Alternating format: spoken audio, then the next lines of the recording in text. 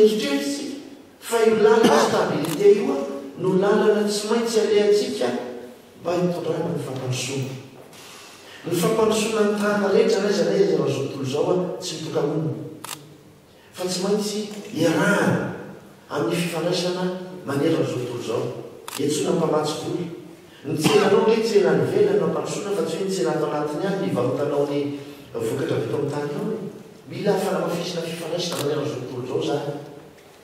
Ka raha tahiny tsy mbola mipetraka le stabilité dia ahoana moa ny itsonao mpamatsy voly resaferany indrindrindrindra mpamatsy vola tsy miankina izy ampiasa vola ty amin'ny fiainantsika.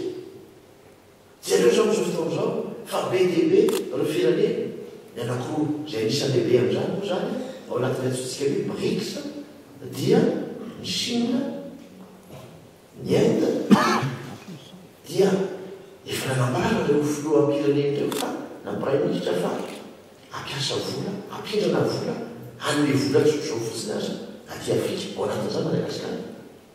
Ny tany Inde zao farany teo dia hoe hanome 10 milliards ligne de crédit omenany Afrika $2. Hanome 600 millions de dollars izy ho fanomezana dia misy 100 millions de dollars omeny keo amin'ny setra manokana ao anatin'ilay izy.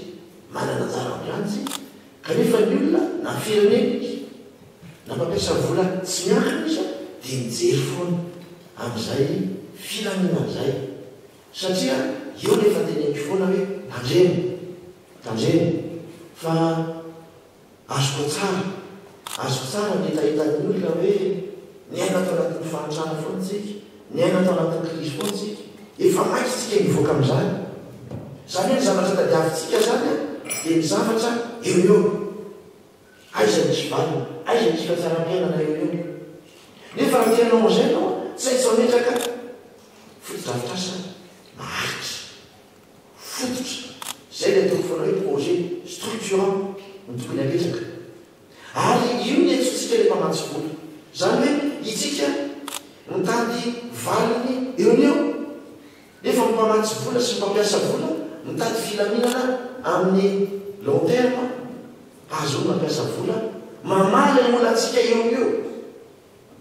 Zay zany zavatra nkezany zay efa mitaky foana zay zavatra zay hoe tsy maintsy jerentsika eo araka zay azo atao nefa tsy maintsy amin'ny fametrantsika fotodrafitrasa maharitra foana no amatsika n'izany olana zany.